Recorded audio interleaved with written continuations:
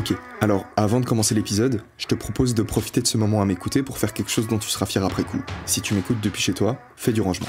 Le but, c'est qu'une fois que j'aurai fini de te parler, tu puisses te dire que t'as fait un pas dans la bonne direction. Je m'appelle Elio, et je te souhaite la bienvenue sur ce podcast que je produis pour partager mes expériences, répondre à tes messages, et surtout te donner envie de tout péter.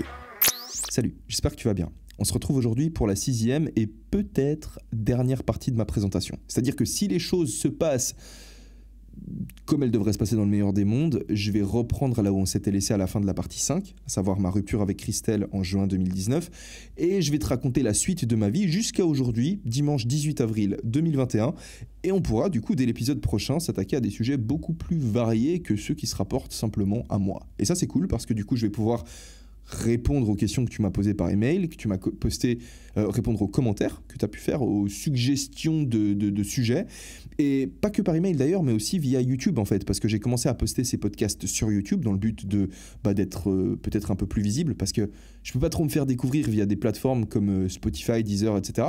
Alors que YouTube, si vous mettez des likes et des commentaires, l'algorithme va me mettre en avant, et ça c'est cool. Donc bref, j'ai commencé à poster sur YouTube aussi, et si tu me mets des coms, non seulement tu me permets d'être découvert, et en plus de ça, j'ai pas énormément de commentaires, donc je peux vraiment, à mon avis, je sais que s'il y en a qui sont pertinents, je mettrai la priorité sur les commentaires YouTube pour aborder je me servirai en priorité des commentaires YouTube pour aborder des sujets dans les prochains épisodes. Voilà, ceci étant dit, j'attire ton attention aussi sur le fait que, on est dimanche. Pourquoi dimanche ? Parce que j'ai décidé de poster ce podcast dimanche, donc en fait peut-être que tu m'écoutes lundi, donc peut-être qu'on n'est pas dimanche, donc peut-être que ce que je t'ai dit ça n'a absolument aucun sens, mais ce que tu dois savoir c'est qu'à partir de maintenant je vais poster un épisode chaque dimanche. J'ai décidé de le faire parce que je pense que le dimanche, que ce soit en journée ou en fin de journée, c'est un bon moment pour prendre un petit peu de temps pour remettre de l'ordre là où tu habites, donc ranger ton appart, typiquement, c'est ce que je t'encourage à faire pendant que tu écoutes mon épisode, ou faire du dessin, ou faire ce genre de choses. C'est une journée où de toute façon les magasins sont fermés, où tu passes souvent du temps à la maison, fin de journée, le dimanche, tu sais pas vraiment quoi faire, et attaquer une semaine, un lundi avec un appart bien rangé, ça t'aide à attaquer ça sur le bon pied, quoi, comme un boss, donc un épisode tous les dimanches. C'est comme ça qu'on commence. Aujourd'hui, je vais aborder la question du sacrifice. Quand je me suis mis en couple avec Christelle, quand je terminais ma première année de droit, j'étais en 2e année, je savais que c'était trop facile. J'étais dans un excès d'ordre, comme je t'ai expliqué dans l'épisode précédent. Tout était trop prévisible. Je connaissais la fac, je connaissais les gens qui étaient à la fac, je connaissais le campus, je connaissais les commerces dans lesquels j'allais faire mes courses, j'avais trop de routine, je sentais que j'apprenais pas assez. C'est pour ça que j'ai pris la décision d'aller faire ma 3e année en Suisse alémanique, donc continuer mes études de droit dans une langue que je connaissais pas. J'ai fait des cours d'allemand à l'école, mais ça faisait longtemps, tu vois, parce que j'ai mis, avant de commencer, entre mon dernier cours d'allemand et du coup ma 3e année de droit, il y a eu 1, 2, 3, 4... 5, 6 ans, tu vois. Donc ça faisait 6 ans que j'avais pas fait d'allemand, et l'allemand c'est pas forcément une langue qui vient naturellement pour moi. Alors j'avais pris la décision de continuer mes études de droit dans une langue étrangère parce que je sentais que j'avais besoin de grandir, en fait, tout simplement. C'est dans du full ordre, tu grandis pas. Et t'as besoin de grandir parce que t'as besoin de pouvoir encaisser les claques que la vie va te mettre, et la vie elle attend pas que tu sois prêt avant de t'en mettre, et si tu grandis pas et que tu restes fragile, sans compétences, t'es juste... c'est les autres en fait qui vont devoir t'aider, et c'est pas cool d'être un poids pour les autres. Donc t'as besoin de devenir plus que ce que t'es. Il y a cette idée dans cette société que t'es ok de la manière dont t'es, mais non, peut-être pas, peut-être que t'es juste pas ok en fait, et peut-être que t'as besoin de grandir. C'est quoi cette histoire, genre t'es très bien comme tu es? Non, pas nécessairement. Peut-être que t'aurais besoin d'être un peu plus pour pouvoir t'occuper de toi, et c'est ce qui te rendrait fier de toi, qui te donnerait l'impression que tu seras quelque chose sur cette planète. Enfin bref. J'ai pas pu attendre. C'est probablement pour ça que j'ai fini par me mettre en couple avec Christelle. Elle a bien sûr accepté l'invitation sur le podcast, on enregistrera un épisode qui viendra prochainement, une fois que ma présentation sera terminée, je l'inviterai ici, on discutera avec elle. Mais Christelle, quand on s'est connus, elle voulait qu'on soit un couple classique, et moi ça m'intéressait pas. J'adorais passer du temps avec elle, j'étais clairement partant pour continuer à passer du temps avec elle, mais je voulais pas m'engager auprès de quelqu'un. Donc c'est une histoire peut-être classique, que toi t'as peut-être vécu, ou peut-être que t'as des amis qui ont vécu, c'est pas un truc incroyable, tu vois, c'est un truc qui se passe à mon avis assez souvent. Et je me souviens qu'un soir, le soir en fait où on est devenu un couple, tu vois, où j'ai dit ok, Christelle c'est bon, on part là-dessus. Moi, j'ai changé d'avis, je suis partant pour qu'on soit un couple. Je me souviens que, en fait, je l'ai fait parce que, et je le lui ai même dit d'ailleurs, et je lui ai dit genre le soir même, hein, mais je l'ai fait parce que je sentais que, enfin, je sais plus exactement comment je lui ai dit, mais si je te l'explique maintenant, je l'ai fait parce que je sentais que j'avais besoin de grandir et que je sentais en fait que la vie, elle allait être beaucoup plus riche avec elle et avec tout ce qu'on allait pouvoir partager ensemble, plutôt qu'avec des petites histoires, des petites aventures courtes, en fait. Et donc j'étais en 2e année de droit, hein. L'année suivante, j'allais partir à Zurich, mais je sentais que j'avais besoin d'apprendre quelque chose, je sentais qu'il y avait des choses à tirer d'une relation avec elle. Et du coup, 2 ans plus tard, quand je me sépare de Christelle, ben, c'est un peu le moment de tirer quelques conclusions. Qu'est-ce que tu as appris ? J'ai appris plein de trucs, en fait. Et une des choses que j'ai appris, c'est justement à comprendre l'équilibre qu'il me fallait entre le sacrifice du présent et le sacrifice du futur. Et c'est le thème du podcast d'aujourd'hui. Donc voilà comment on en arrive à parler de la notion de sacrifice. Pour te la faire courte, je vais te la faire longue en fait. Quand j'ai rencontré Christelle, j'étais dans une optique de travail. J'avais passé suffisamment de temps dans ma vie à profiter du moment présent, à passer du temps avec des amis, à aller faire la fête, consommer de l'alcool, des drogues, etc. Et je me sentais tellement mal, je culpabilisais tellement parce que j'avais envie d'avoir plus, j'avais des ambitions, j'avais envie d'avancer, j'avais envie de faire des projets, j'avais envie de voyager, j'avais pas envie. Je savais très bien que mon temps il était compté parce que j'habitais encore chez mes parents, mais j'allais pas habiter chez mes parents à vie, donc au bout d'un moment j'allais juste me faire dégager. Et que si je me construisais pas ma propre vie à moi, en fait, tous mes rêves de grandeur, je pouvais leur dire adieu, en fait, tu vois, c'est juste pas tenable, en fait. Mes actions, elles matchaient pas mon éthique de travail, absolument pas. Et à partir du moment où j'ai eu ce déclic dont je t'ai parlé, je sais plus dans quelle partie exactement de ma présentation, peut-être la 3e, peut-être la 4e, j'ai décidé de me mettre à travailler. Et le travail, tu peux le voir comme le sacrifice du présent pour le futur. C'est-à-dire que si tu travailles, c'est que tu renonces en fait à l'idée de prendre du plaisir là, maintenant, tout de suite, dans l'instant, et tu le fais parce que tu sais que tu obtiendras un avantage dans le futur. Généralement un avantage de nature pécuniaire. De la maille, autrement dit. Pourquoi je parlais comme ça, putain ? C'est de la maille. Bref, tu le fais pour de l'argent. Si tu travailles pas pour de l'argent, ça s'appelle du bénévolat. C'est plus du travail. Quand tu travailles, tu sacrifies le présent pour le futur. Je sais pas comment tu t'appelles. Tu t'appelles peut-être Dimitri ou Paula.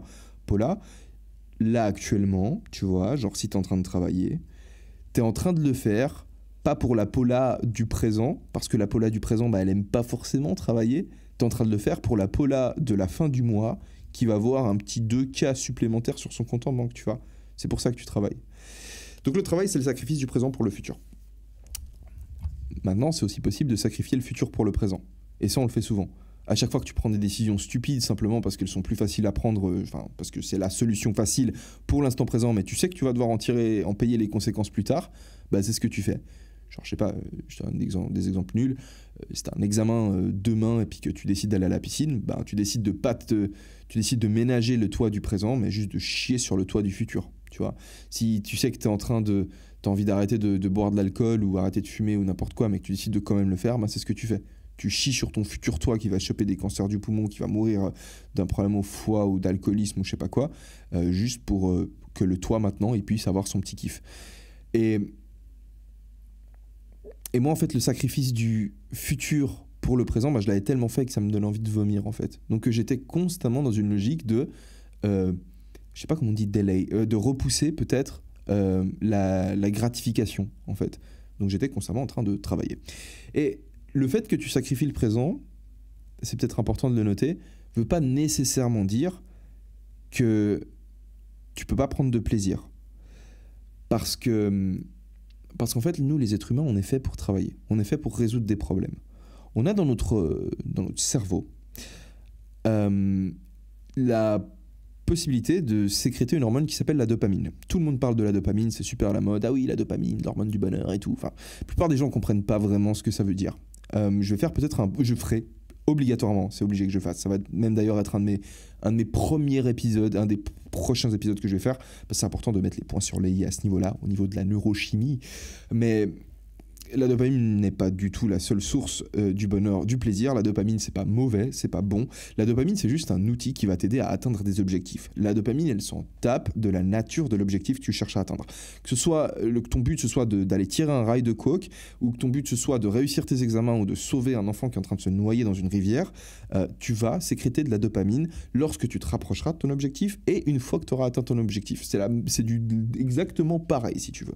Le truc qu'il faut juste que tu te dises, c'est que à chaque fois que tu vas sécréter de la dopamine à travers une action, c'est-à-dire, imagine un cocaïnomane qui... je te donne cet exemple-là très rapidement, ok ? On va parler de coke avant de parler de sacrifice, c'est génial. Imagine que tu n'as jamais pris de coke. Et un jour, un pote, je sais pas, ton pote Jim, il vient vers toi, il te fait « Hey, salut mec, tu veux tester de la coke ?» Et toi, tu fais « Ok, je sais pas, c'est quoi ça ? Vas-y. » Il me fait « Ouais, tu sais, c'est une poudre et tout, tu prends, ça va être marrant, c'est comme si tu as eu 3 cafés, tu vas avoir un petit mal de crâne, je sais pas quoi. » Perso, j'ai jamais pris de coke, donc... je peux pas te décrire le truc hyper bien. J'ai jamais acheté des feuilles de coca et théoriquement dedans il y a de la cocaïne. Donc j'en ai déjà pris, tu vois, mais pas, j'ai jamais sniffé sniffé un rail, quoi. Enfin bref. Ton pote il vient, il te propose ton rail de coke. Tu vas sniffer ton rail de coke et là, boum, ça va enclencher tes circuits de la récompense. Donc tu vas te prendre un gros shot de dopamine et tu vas te sentir hyper bien.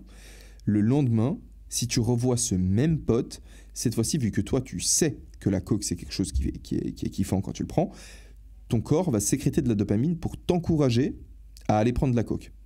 Donc tu sécrètes de la dopamine, boum, tu te sens bien et ça te donne envie d'atteindre l'objectif de prendre de la coke. Donc tu vas t'approcher de ton pote et tu vas lui dire « Ah mec, t'as pas de nouveau de la coke ?» Et lui il va dire « Non, j'en ai pas, mais par contre, ce pote-là, il en a. » Il va te filer le numéro. Et toi, tu vas avoir le numéro, tu vas envoyer un message au mec, le mec va pas te répondre, et peut-être 30 minutes plus tard, le dealer de coke, il te répond. Et là, tu reçois le message, tu vois le mec, il dit « Ouais, je suis dispo, je peux t'en apporter si tu veux. » Tu reprends un petit shot de dopamine.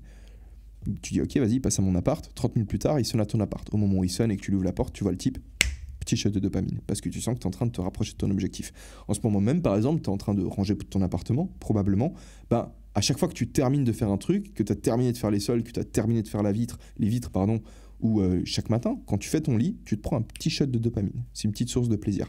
Tu as plein d'hormones qui sont responsables de ton plaisir. Chacune, c'est des plaisirs en fait mais je reviendrai là-dessus parce qu'autrement je vais juste partir beaucoup trop loin parce que c'est pas du tout le sujet du jour, mais le fait est que tu peux travailler et kiffer le process de travailler, et de la même manière tu peux être dans l'instant présent quelque part, dans une espèce de... En fait c'est là que la question elle est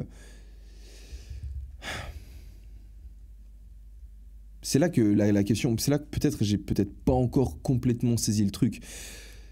Je te parle du travail comme étant le sacrifice du présent pour le futur, et je te parlais ensuite de l'approche inverse, qui serait le sacrifice du futur pour le présent, c'est-à-dire t'es pas en train de faire un truc qui te permet d'avoir un avantage dans le futur, donc j'imagine ça reviendrait à peut-être juste ne rien faire, à te poser sur ton canapé, et puis à observer les plantes qui sont dans ta pièce, ou à te poser au bord du lac et juste de regarder le lac. Quand tu fais ça, t'es en train de vivre ton présent, donc t'es cool, t'es dans le présent, mais t'es pas en train de te préparer pour le futur, en fait. Et pourquoi est-ce que c'est un problème ? En fait, les deux approches, si tu veux, posent un problème. Parce que constamment être dans le présent et pas te préparer pour le futur, ça veut juste dire que le futur, il va arriver à un moment donné et juste il va te mettre une claque et tu vas pas te relever. Constamment repousser ne jamais vivre dans le présent et toujours être en train de faire des trucs pour pouvoir en tirer des avantages dans le futur, c'est quelque chose qui... C'est une solution qui te garantit quelque part une certaine sécurité. C'est ce qui va te garantir d'être riche d'un point de vue financier, d'être sûr que tu as un toit, d'être sûr que tu as un travail, etc. Tu vois, genre tu te mets bien à ce niveau-là. Mais quand est-ce que tu profites réellement de tout ça ? Donc en fait, les deux approches, si elles sont poussées à l'extrême, elles posent problème. Et du coup, il faudrait trouver une espèce d'équilibre entre les deux. Il faut trouver des moments où tu travailles et des moments où tu te reposes. Et c'est cet équilibre en fait que moi, j'ai peut-être cru que j'avais de la peine à trouver, parce que quand je passais mon temps à aller faire la fête avec des potes, on me disait « Ouais, c'est mal ce que tu fais ». Quand j'ai commencé à travailler, je me souviens que des proches, tu vois, des membres de ma famille me disaient que j'étais déséquilibré. Enfin, pas mentalement, tu vois, mais que j'avais pas d'équilibre dans ma vie, parce que je passais mon temps à bosser. Et c'est ouf, en fait, que que des gens, tu vois, ils me voulaient pas de mal, hein, comme ils disaient ça, évidemment. Ce qu'ils entendaient par là, enfin, je sais pas exactement ce qu'ils entendaient par là, mais ou peut-être qu'ils voulaient aider, mais peut-être sans avoir, peut-être sans prendre en compte, ou peut-être qu'ils n'étaient pas d'accord avec cette idée-là, mais moi, j'ai compris, ou je crois avoir compris, ou j'ai l'impression que l'équilibre, c'est pas une notion universelle. On est tous très différents du point de vue de nos tempéraments. Tu as certaines personnes qui vont s'épanouir et avoir un équilibre en ayant besoin de constamment ouvrir des nouvelles boîtes, constamment en train de faire des nouveaux trucs. C'est pas nécessairement mon cas, hein. Mais t'en as qui vont toujours avoir besoin de se trouver dans des nouvelles situations, peut-être complètement chaotiques tout le temps. T'en as d'autres qui vont avoir besoin d'un parcours plus régulier, plus calme, plus smooth. Et c'est normal, en fait, qu'on ait tous des tempéraments différents. Et heureusement qu'on en a, parce que si on pensait tous la même chose, imagine une communauté de 50 individus qui pensent absolument tous de la même manière, ben ils se retrouvent confrontés à un problème. Si leur façon de penser, elle permet de résoudre le problème, ben tant mieux, génial, ça continue.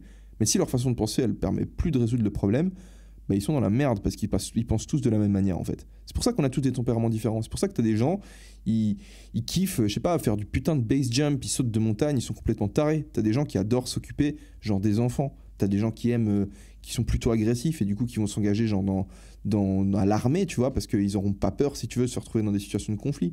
T'as des gens qui sont hyper consciencieux, ils vont faire des jobs comme comptable, par exemple, où tu peux pas te permettre de mettre un chiffre à côté, tu vois. Donc c'est important, en fait, qu'on ait tous des tempéraments différents, des équilibres qui sont différents, en fait, pour pouvoir apporter pour qu'en tant que société, on puisse apporter la bonne réponse à un problème donné aussi souvent que possible, en fait. Donc, moi, j'ai de la peine en fait, en partant de là, en fait, en partant du fait qu'on soit tous différents, j'ai de la peine à concevoir comment est-ce que l'équilibre pourrait être une notion universelle. Comment est-ce que, du coup, quelqu'un peut venir te dire « Ouais, mais tu travailles trop ». C'est pas possible qu'il te dise ça, parce qu'en fait, il sait pas quelle quantité de travail il te faut. L'équilibre, c'est à toi de le trouver. C'est à toi de trouver ton équilibre, c'est à toi de comprendre ce qui te fait du bien. Et moi, en fait, j'étais bien, tu vois, quelque part, instinctivement, je le trouvais. Quand je sentais que j'avais besoin d'apprendre un peu plus, j'injectais un peu plus de chaos. Et j'étais, si tu veux, dans une période de ma vie où moi, je savais ce par quoi j'étais passé. Je savais que j'ai commencé mes études super tard. J'ai commencé à 21 ans. Donc j'avais besoin de rattraper quelque part un petit peu le temps perdu. Parce que j'avais 21 ans, je commençais la fac. Alors que quand je suis rentré comment on dit, au lycée, donc au gymnase, pour avoir mon bac, j'avais 14 ans. Donc je me retrouvais, en fait, j'avais toujours été le plus jeune, et puis là, j'étais vraiment le plus vieux, parce que j'avais juste perdu du temps dans ma vie, j'avais juste rien fait du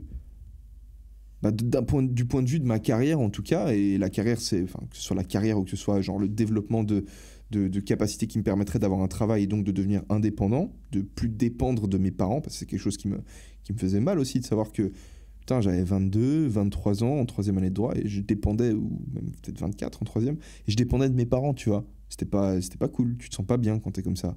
T'as envie de pouvoir au moins subvenir à tes propres besoins. C'est une fierté pour quelqu'un. Et bref, pour avancer là-dessus, moi j'étais putain, bah écoute, comment ça je suis pas équilibré, comment ça j'ai pas l'équilibre. C'est pour ça que quand j'ai lu ce livre dont je te parlais dans la partie numéro 5, Le pouvoir du moment présent d'Eckhart Tolle, que j'entends ce mec me dire concentre-toi sur le moment présent, vas-y, et je le fais, et je me rends compte que c'est juste magnifique d'être juste purement dans le présent, que j'ai juste une expérience à la limite de l'expérience spirituelle, tu vois. Et je me dis, putain, il faut pas que je continue à lire ce truc, parce que si je continue à lire ce truc, je vais juste arrêter mes études et je vais arrêter de construire mon avenir quelque part. Et il faut que je construise mon avenir si j'ai envie de pouvoir atteindre les objectifs que je dois atteindre. Mais en même temps, ce livre, il me faisait me dire qu'en fait, j'avais pas besoin d'atteindre les objectifs que j'avais envie d'atteindre. Parce que tout était déjà parfait comme c'était maintenant. Donc c'était une expérience assez étrange, si tu veux, la lecture de ce livre. Enfin, le début de lecture de ce livre. Parce que comme je t'ai dit, dans l'épisode 5, je l'ai pas terminé. Et... je vérifie juste que ça enregistre, parce qu'à tous les coups, il est en train de me faire une dinguerie, ce logiciel. C'est bon, ça enregistre. Et du coup, quand j'ai rencontré Christelle, qui elle avait une façon de fonctionner complètement différente et qui souvent me disait que je travaillais beaucoup et qui était pas forcément, on partageait pas en fait la même vision du travail, et là ça m'a mis plein de doutes, tu vois. Je t'ai expliqué d'ailleurs dans l'épisode précédent que cette relation elle m'a rempli de doutes. Et du coup, une fois qu'on s'est séparés, moi j'ai pu me dire ok, pendant ces 2 ans avec Christelle, il y avait plein de sujets qui avaient été débattus, des sujets, des portes qu'on avait ouvertes, qui étaient pas forcément où j'avais pas pu en fait faire le cheminement mental et trier en fait l'ensemble de l'information, me dire ok, ce petit bout d'information, est-ce qu'il est good, est-ce qu'il est pas good, est-ce que je trouve des contre-arguments à cette façon de penser qui l'invaliderait quelque part, ou est-ce que j'en trouve pas et du coup je dois l'utiliser pour continuer à me construire, parce que en l'état actuel des choses, ça me paraît être quelque chose que... Parce qu'en fait c'est ça, tu vois, penser pour grandir. Penser, c'est juste... T'as pas juste la pensée qui te vient à l'esprit et puis c'est bon, ben, du coup c'est comme ça. Tu le fais en 2 étapes en fait. D'abord tu penses et après tu penses à ce à quoi t'as pensé. Et tu te demandes si ce à quoi tu penses est pertinent au vu du reste de l'information que t'as. Et tu peux remettre les choses en question, tu vois, c'est fatigant mais quelque part ça te permet d'avancer et de te construire des bases solides en fait pour la suite. Enfin bref. Je vais essayer de me recentrer parce que là on part dans plein de directions. Du coup, à la fin de mon couple, je me pose la question. Je m'étais déjà posé la question pendant mon couple, mais je me repose la question à la fin de mon couple. Est-ce que j'ai envie de bosser ou est-ce que j'ai envie de juste kiffer mon moment présent? Et 1 semaine après ma rupture, il y a une fille qui a emménagé dans ma résidence étudiante. C'était une grande résidence avec, je crois, 140, 150 étudiants différents. Et en fait, j'étais en train de sortir une fois, j'étais en train de gonfler mon vélo. Donc, je sortais avec une pompe. J'étais en débardeur, c'était en été, on était en juin, juillet par là. Et il y avait cette fille qui était en train de décharger des valises d'une voiture et elle avait un peu de la peine. Enfin, il y avait 2 femmes en fait, c'était une mère et sa fille. Puis j'ai direct proposé d'aider. Et j'ai raccompagné cette fille du coup avec ses valises jusqu'à sa chambre. La mère a eu une réaction assez drôle, tu vois. Genre, elle a regardé la fille en mode... genre, eh ben, c'est un petit réaction comme ça. La fille était un peu gênée. Et du coup, j'ai raccompagné avec ses valises jusqu'à sa chambre. Elle savait pas où était sa chambre dans la résidence. Et d'ailleurs, elle a commencé un peu à... Tu sais, elle était un peu impatiente. Elle essayait les clés dans une chambre, ça marche pas. Elle fait genre... Je dis, mais calme-toi, chill. Hein. Alors que c'est moi qui portais les valises, tu vois. Alors que j'avais un putain de vélo à réparer. Et bref, au final, cette fille, on a un peu sympathisé. Genre le lendemain, je sais plus ce qui s'est passé, je crois que le lendemain, on allait à la plage avec d'autres étudiants de cette résidence. Donc j'étais à Zurich à l'époque. Et elle s'est jointe au groupe et là, on a pas mal parlé. Et en fait, avec cette fille, c'est allé très vite. Parce qu'elle habitait dans ma résidence, donc c'était ma coloc. Et assez rapidement, on a commencé à se fréquenter. Et c'était particulier. Parce que, comme je le lui ai dit, moi, je sortais d'une rupture. Ça faisait pas longtemps que j'étais célibataire. Et elle était arrivée comme ça, un peu pouf, tu vois, au moment où moi j'étais prêt, en train de commencer à tirer mes conclusions, à atterrir sur mes pattes. Je crois vraiment 3 semaines, 2-3 semaines après, 1-2-3, je sais plus exactement. En vrai, je dis 1 semaine, c'est possible que ça ait été 3 semaines après. Mais il me semble vraiment que c'était court, tu vois. Et je le lui ai dit, tu vois, à cette fille, parce que voilà, on a commencé à se voir, on a commencé à. Plus, tu vois, et je le lui ai dit, on en parlait, tu vois, je lui ai dit, écoute, c'est possible que... En fait, dès le premier jour, en fait, je crois que je lui ai dit, dès la fois où on s'était vu à la plage, je lui avais expliqué que moi, j'avais rompu il n'y avait pas longtemps. Et bref, je vais pas beaucoup parler de ma relation avec cette fille parce que c'est pas une personnalité publique, tu vois. Et je pourrais peut-être aussi l'inviter sur le podcast, pourquoi pas. J'ai des très bons rapports avec elle. J'ai gardé contact, chose que je n'avais pas faite avec Christelle. Avec elle, j'ai gardé contact parce que ma rupture s'est passée d'une manière un peu différente. Rupture avec du coup Luana, c'est une fille qui vient du Brésil et qui parlerait pas français. Donc si je l'invitais sur le podcast, ce sera un podcast en anglais. Ça pourrait peut-être être intéressant pour vous. Quoi qu'il en soit, du coup, elle a débarqué dans ma vie et moi en même temps j'étais en train de chercher à tirer mes conclusions, donc je commence à réfléchir à cette histoire de sacrifice et là je me fais une réflexion et en fait j'ai capté un truc, j'ai assemblé différentes pièces du puzzle, différents petits bouts d'informations que j'avais et je me suis dit écoute, plus tu te retrouves dans une bonne situation dans ta vie, plus les choses avancent vite. Au sens où, par exemple, je me souviens quand j'avais ma chaîne YouTube Merterza PGM, quand j'avais 200 000 abonnés, chaque jour, sans rien faire, je me gagnais du 1000, 2000 abonnés par jour. aujourd'hui, j'ai une chaîne à 138 000 abonnés, je me fais pas du 1000, 2000 abonnés par jour. Je me fais beaucoup moins. Et en fait, plus t'es petit, c'est l'effet boule de neige en gros, pour la faire courte, tu vois. C'est l'effet qui fait qu'un arbre, ben, dès qu'il grandit un peu plus que ses potes arbres, ben, il peut choper plus de soleil, ses racines peuvent s'enfoncer plus profondément dans le sol et il va encore grandir plus vite. Dans une portée, le chiot qui est un peu plus grand de base, ben, il va grandir aussi plus vite parce qu'il pourra boire plus de lait, si tu veux, il aura moins de mal à se faire une place. Et ça, c'est pareil, si tu veux, ça s'applique à tellement de trucs, tu vois, la masse des étoiles, par exemple, ou alors, c'est pareil au Monopoly, tu vois, c'est ce qu'on appelle une distribution de Pareto, si je me trompe pas, non. C'est l'effet Mathieu, on appelle ça l'effet Mathieu, en économie. C'est, en gros, je sais pas si tu connais ce verset je sais pas si on appelle ça un verset, c'est un verset de Matthieu dans la Bible qui dit que à ceux qui ont tout, il sera encore plus donné, et à ceux qui n'ont rien, tout sera pris. Tu vois, et c'est un truc dans le genre. Et c'est quelque part une phrase qui explique que dans la vie, plus t'as, plus c'est facile d'avoir encore plus, et moins t'as, plus ça va être dur de remonter la pente, en fait. Je pourrais te le représenter graphiquement, mais voilà, c'est un podcast, donc pas de bol. Et là, je me suis dit, en fait, ben, écoute, si dans la vie, à partir du moment où tu te retrouves dans une bonne situation, à savoir tu possèdes quelques apparts, tu as de l'argent, tu as des connexions, ça marche bien financièrement, professionnellement, et du coup on t'offre plus d'opportunités, bah théoriquement ça devient moins difficile de faire 100 balles, tu vois. Genre faire 100 balles quand t'es multimillionnaire, ça se fait en 2 minutes. Faire 100 balles quand t'es clochard, ça va te prendre des jours. Et du coup je me suis dit, bah en fait, si je veux pouvoir avoir le maximum de temps pour profiter de moments juste avec des gens que j'aime, avec une famille ou avec peut-être même juste avec moi-même, tu vois, juste être dans la contemplation, de la méditation, m'axer plus sur ma spiritualité, bah, il faut que je me mette dès maintenant, le plus vite possible, dans une position qui me permette d'assurer mon avenir, en fait. Donc, d'un point de vue financier, d'un point de vue économique. Je me dis, le plus vite possible, j'ai réussi à me mettre dans une situation où gagner 100 balles, ça me prend vraiment 2 secondes. Je fais ça pendant 20 ans dans ma vie, et ensuite, je peux me permettre de step back. Et au moins, j'ai mes arrières qui sont couvertes. Plutôt que d'être dans une espèce d'équilibre et de bosser pendant 60 ans de ma vie, ou pendant 60 ans, bah, pour faire 100 balles, ça me prend un jour. Est-ce que tu comprends la logique ? C'est-à-dire que si tu cravaches comme un porc dès le début, pendant une période courte, imagine des athlètes pros, tu vois. Les athlètes pros, ils ont 30 ans, ils peuvent prendre leur retraite, tu vois. Parce qu'ils ont fait beaucoup de thunes au début. Et après, ils ont le choix, hein, s'ils veulent continuer à travailler, s'ils veulent travailler et arrêter un peu de travailler par moment, tu vois, ils peuvent le faire. Mais au moins, ils ont le choix. Et moi, en fait, c'est ce que j'ai décidé que je voulais faire. J'étais là, mais écoute, si pour l'instant, à 25 ans, j'ai de l'énergie, j'ai la capacité de me buter au travail, j'ai des choses intéressantes à raconter, j'ai des choses que je pourrais faire, que je sens que je pourrais apporter, et en plus de ça, que je kiffe bosser, mais je vais pas me freiner parce qu'on me dit qu'il faudrait que je lève le pied ou je sais pas quoi, tu vois.